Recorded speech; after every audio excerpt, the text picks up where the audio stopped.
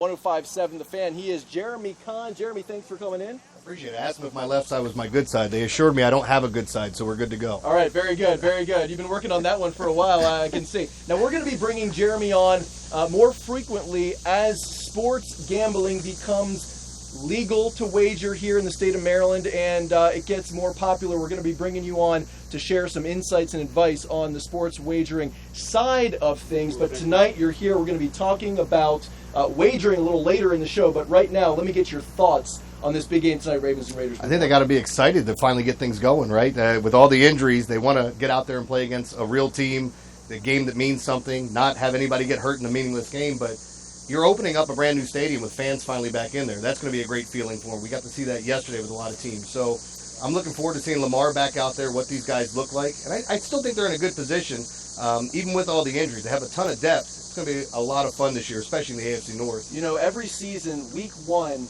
you think you have an idea on both teams, right? The Ravens and whoever they're playing. But, you know, you really don't know until you get, you know, a quarter, a half, a full game under your belt what type of team you have and what your opponent is like. We saw that yesterday, all the games and all the surprises.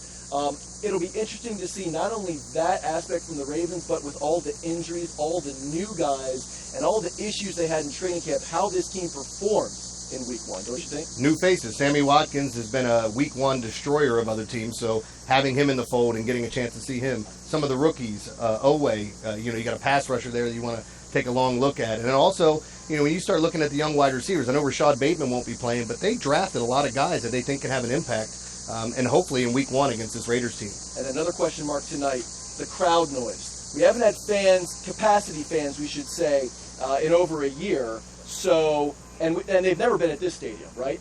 The word is that the roof is low, it's kind of flat, so it will be loud tonight. We'll see how they handle this. Another new position for a guy, a new old position, Bradley Bozeman at center, and Lamar Jackson, how they handle that crowd noise. I think it's going to be a factor. Yeah, it's going to be interesting to see how this whole thing plays out because Vegas is going to be a travel destination for a lot of opposing fans. So there's going to be a lot of purple and black there. You get a chance to see that. But you know it's going to be a loud stadium. They have a nightclub in the stadium. Right. So you can go in there, have a good time, watch some football, and then go dancing if you like.